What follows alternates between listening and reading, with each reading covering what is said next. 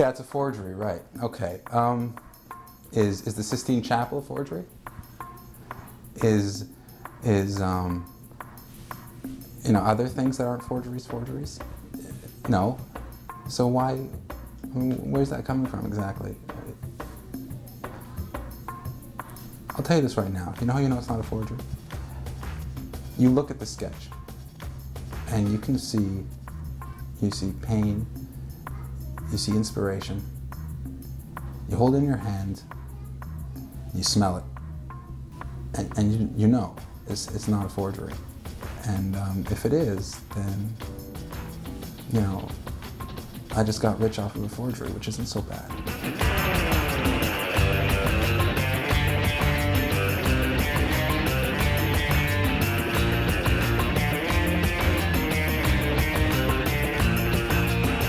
800 years ago, the Jewish people mourned the death of Rabbi Moses Maimonides, the illustrious Rambam. It was Maimonides who cut the precious diamond known as the 13 roots of the Jewish creed. During this octocentennial year, a group of enterprising university students turned to a mysterious etching from the Cairo Geniza to create a mind-bending challenge of faith for the 21st century. The name of the game, CREDO 13.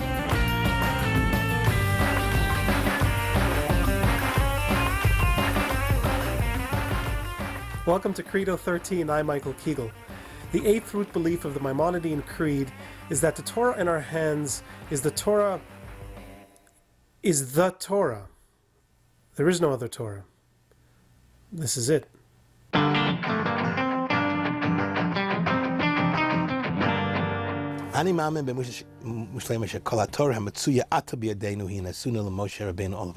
We believe that this entire Torah is found in our hands. The entire Torah. From the beginning. The Torah that we possess. Until the end. Was given by God to. The Torah that we have now is the Torah that was given to Moses. To Moses. The written Torah, which was given through Moses, it is all of divine origin. The Torah that we find now in our hands. The entire Torah is the statement of God. The entire Torah in our hands. There's two parts to this principle. Number one, that God gave the Torah to Moses. The communication we call Torah is the communication of the divine. The giving of the Torah at Mount Sinai is the supreme moment in human history. Second concern is that this truth was not abrogated or changed. The Torah that we possess is that same Torah that was given to Moses. It means that revelation was given, and that what we have does not involve any kind of forgery or any kind of manipulation. Now, the first half is about revelation. Yes, God revealed himself and gave the Torah to Moses. Moshe basically transcribed the word of God. In other words, Moshe said what God said. Not that Moshe Rabbeinu wrote it, but it was passed on, it was given to Moshe. And since his prophecy was absolutely clear, it's clearly the word of God. But the second half is about transmission. Maimonides believed that there was never any broken telephone. You know, it's one thing to believe that God gave Moses the Torah. It's something else to believe that the Torah that we possess is that same one, and that it did not become corrupted in that process of transmission. The same Torah we take out from the Aron Kodesh today, Ata B'Yadeinu, which is in our hands today, that was the same exact Torah that was given Moshe Rabbeinu. The Torah that we possess 3,300 years since the moment of revelation is the same Torah. For those Jews who suggest otherwise, declaration of protest from Maimonides.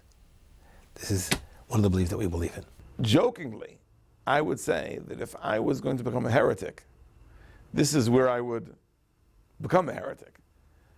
Because here, we're not dealing with a self-evident truth.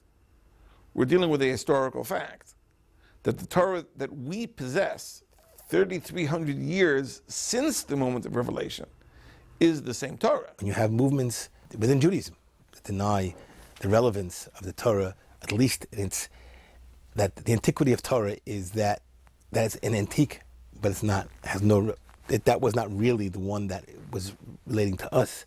So the Rambam says, Shekol HaTorah HaMetzuya Atabi, the same Torah we take out from the Aron Kodesh today. Today, we have the the same Torah that existed 3,000 years ago.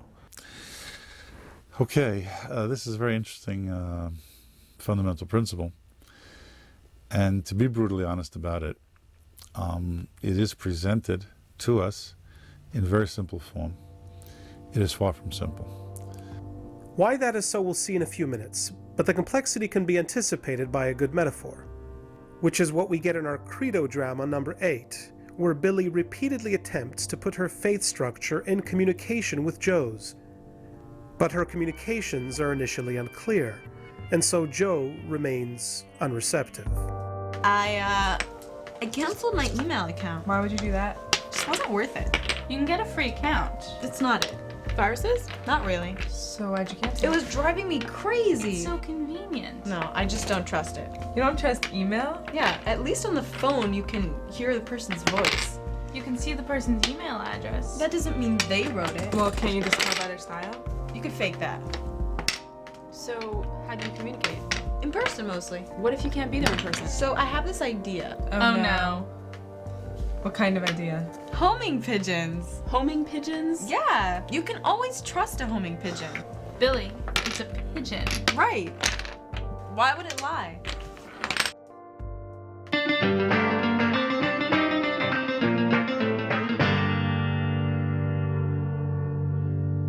Welcome back to Broken Jewish Telephone, the reality show in which we investigate why 4 quirky college girls share the same half hour as a bunch of rabbis. I hate TV movies. Oh, I know. They're terrible. No, it's the commercials. I hate commercials. Commercials are really distracting. I don't mind the Some commercials. commercials show talent. No, I hate when the movie breaks for commercial and then they come back. and everything's different. I know. I hate that. Someone fires a gun. And then they cut to commercial. And when you get back, He hasn't even fired the gun yet. and someone kicks him before he gets a chance. So, were there just too many commercials between Sinai and us? Well, at least you'll agree with me that God did speak at Sinai. So fine. I agree with you. God spoke at Sinai, and it's perfect revelation, and Moshe's revelation was perfect, was clear, unique revelation. God, okay, I'm living 3,000 years after Sinai. Who says what I got today is what they got? And if it's not what they got, then who says it has any validity? So really, this belief is a conviction in the caution and the precision of those human beings who transmitted the Torah to us. To the popular mind, the definition of this ikar is that the text of the Torah that we have in our hands, every single letter of it, is the exact text that was given to Moses at Mount Sinai. The Torah that we have now is the exact same Torah that Moses gave us. The Torah that we have now has always been unchallenged that was Moses' Torah. And that's what we're taught when we're children. I don't think that definition can stand up to scrutiny. Because it seems to imply that there's no differences in Torah texts, and we certainly do have differences in Torah texts. There are variant readings.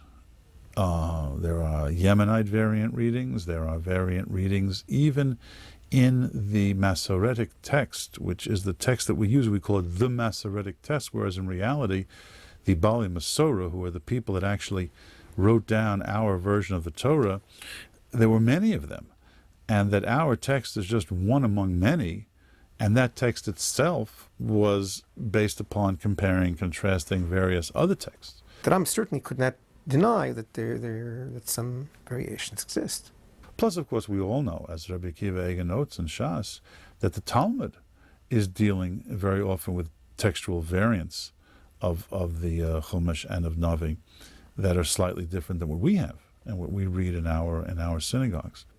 It's hard for me to believe that Maimonides would declare a view heretical that a sage in the Talmud is believed to have stated. So there's an issue on this, but you have to understand first what Maimonides was trying to deal with. He was dealing with the issue of broken telephone. Maybe it was perfect at Sinai, but who says I have it today? In fact, he goes further. In a letter to Yemen, he doesn't just say that you must believe this. and all other versions are false or anything like that. He says that there's no differences in Torah text anywhere. Well, everyone knows there's differences in Torah text. They have all the responses that talk about this. What do you do? Talmud speaks about it. But he's writing to these Jews in Yemen. He's trying to make them strong in their faith against the Muslims. He's willing to engage in a bit of a white lie. In certain ways, you have to remember, Rambam in certain ways was also combating viewpoints around him. And the dominant viewpoint was Islam, which said that the Jews corrupted the stories of history. That the Torah said it was Isaac who was who was almost sacrificed to God. Well, the Muslims say it was Ishmael and so forth. We know at this time, when Maimonides lived, that the Jews are being accused by Muslims of falsifying the text of the Torah. It's called tahrif. Meaning, if I would set up as the enemy here the Muslims who said, the Jews edited, they didn't use the word edited, they forged, they made changes. So the insistence on Rambam's side is that there was no monkey business. The bottom line is that to Maimonides, he wants to avoid any aspect of broken telephone because he's concerned about broken telephone. Are you opening a big can of worms here? Because once you begin to say stuff like this, where do you end? Once there's a broken telephone, then you may be justifying what the Muslims are saying. Well, once you made a mistake here, you can make a mistake there. And I think that's one of the reasons why perhaps the popular formulation of this ikar tends to be as extreme as it is, because we're afraid that once we let a few breaks in our line here, that our entire defense will collapse. There's an attempt within Judaism to somehow protect the tradition. Extreme protective measures for an extremely fragile communication. Or maybe just paranoia, like Billy's email paranoia? So, you don't use email at all? I can't. What about only from your close friends? But how do I know? What if I called you and told you I was sending you an email? You mean if you verified each time you were sending me an email? Right, so you know. I'm still not. You can email. The internet is a dangerous world. Did you guys hear about this I know. kid? Which kid? This internet kid? Yeah. That was crazy. I know. In person? Okay, in person. You'll come over and read me every email before you send it? Yes. So you won't have any doubts. And then that I can make a you were copy? You can make a couple copies. I'll make several copies. And then you'll know. That works for me. So let's say we're paranoid, or at least afraid. A fear of impiety makes us believe that the Torah in our hands is the same Torah that Moses got from God. But we still need to translate this fear into something that makes sense. So what are the options? I think that you have two options here. Well, actually three. Option number one is to say that at that moment in history, when the Bali Masorah, or at least one of them, became the accepted norm of Torah text, that was God re-entering history and leading them to create the self-same text which he had given thousands of years before at Sinai. It was a miraculous re-entry of God into history, and therefore we do have the same text that was given at Sinai. With all the human fallibility that there is, and even the best scribe, there'll be minor variations, and sometimes there'll be major blunders. Even the most honest posek can get something wrong. I think it is very important to believe that the Rabbanu Shalom would not permit a serious error to creep in. So the Chazon Ish says that halachic transmission is divinely directed. There's a hand of God in halachic transmission. That's one viewpoint. There's another viewpoint that says the rabbis take it so seriously that the transmission is going to be taken seriously, and therefore there's minimal aberrations, or let's say reading Maimonides, clearly no aberrations. So if somebody would say, well, they weren't dishonest, the Muslims are wrong, they're honest people, but they're so incompetent they just left out paragraphs and they didn't see very well, so they changed a lot of things. That certainly would be undermining what the Rambam is saying. As early manuscripts are discovered, such as Dead Sea Scrolls, which contained, among other things, manuscripts of early books of the Torah, we do find a tremendous precision in this process of transmission. Scribes have tremendous rules to maintain the integrity of the written Torah. So they actually find that disagreements in the written Torah are minuscule. Even though there are differences. Even though there are disagreements in manuscripts, it's not as widespread as you would expect. The differences are very minor. The precision with which the text was preserved is remarkable. What's fascinating is that there's a Rashi in Parshas Teruma. The Rashi says like this: "Ve'eis kol ashar tzava oischa es bnei Yisrael." All that I command to you, to the children of Israel. The Rashi comes on that word, ve'eis vav zu yisera. This vav is yisera, it's extra vav on the ve'eis kol ashar tzava. It's an extra vav. V'kamayu nimtza. We find such cases in the Torah. Tell me, pray tell, this is an unbelievable thing. I see this, I'm stirred to some kind of emotional level, because here, there is no vav. Rashi said there is no extra vav. There's so many vav in the Torah. Rashi, in his prophetic level, which I believe he had, was able to detect this is an extra vav. My Sefer Torah, though there are thousands of vavs in the Torah, why is Rashi picking on this vav? This vav is extra. The Sifsei Chacham says, he asks the question, there's a discrepancy, there is no vav. And Rashi says there is a vav. He says, in the Sefer Torah of Rashi, it was unfortunately written with a vav. So Rashi, with his wisdom, knew something's wrong with the Sefer Torah. Something's wrong. Extra vav. It's amazing.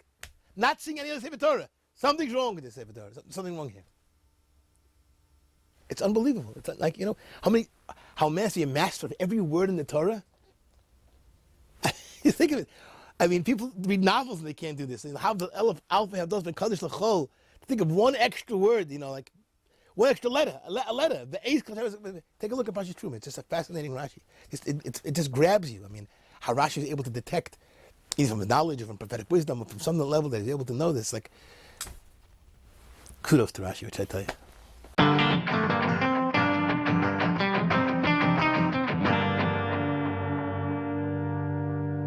In a unique moment in CREDO history, Billy will pull a CREDO Maximus with the call, Believe.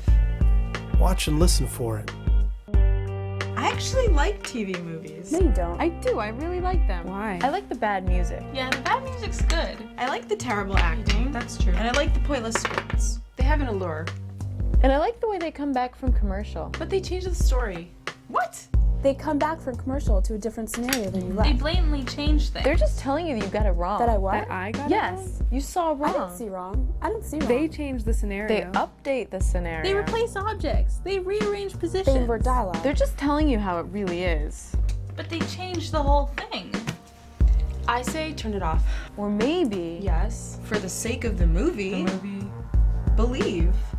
Believe? Believe. For the sake of the movie. Do you just want to say that again? For the sake of the movie.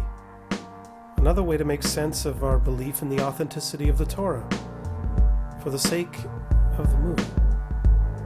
We can say that God, realizing that we are fallible men and have no other options, He granted ex post facto that this is now the functional divine text. One of the principles of the revelation, one of the cardinal principles of the revelation is that which will be the result of the 50th telephone, given that it may not be what is actually said, okay? That which is to be treated as if it was from the originating telephone call. It becomes as if it was the divine text given at sign. I think that's the second possibility. Let's kind of do an analogy between what we were talking about God at the beginning of, just as I think one knows nothing about God except what the Torah teaches. So I don't think that we know anything about the construction of the biblical text, especially the text of the Pentateuch, the 5 books of Moses, except what the tradition has transmitted to us. I don't think we can separate the text from its transmission. There was at least an ex post facto ratification of the Masoretic text. When we say that the Torah that we have now is the Torah that was given to Moses, it's because that was the judgment of Ezra and his generation. And then you're going to have to posit some kind of divine re-entry into history. It's quite clearly recognized that the text of the Torah, there wasn't pretty much full agreement among the Jewish people anyway until the time of Ezra. That Ezra restores the Torah. Now, this doesn't mean that Ezra wrote the Torah, but Ezra, it would seem from the evidence, clearly had to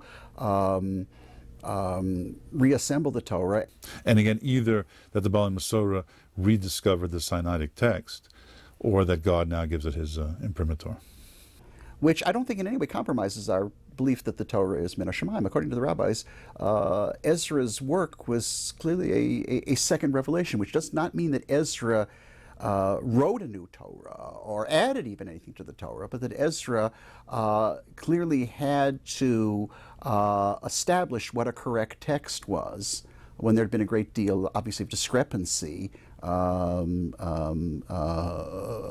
before that time. If you basically turn around and say, yeah, sure, I accept Sinai happens, but who said in the 2,000 years that people didn't misunderstand Torah and play with it and manipulate it, and who says the Torah today, then that has no validity today. Okay? So inherent in Torah must be some idea that the Torah we have today was maintained as best as possible, and there's some evidence for that in terms of even that the disagreements are minuscule, and that we are to relate to the Torah today, okay, as if it was the Torah of Sinai. So the first thing we have to say to ourselves is, let's first agree on something. This is the exact same Torah that Moshe passed down Mount Sinai. Now that's it.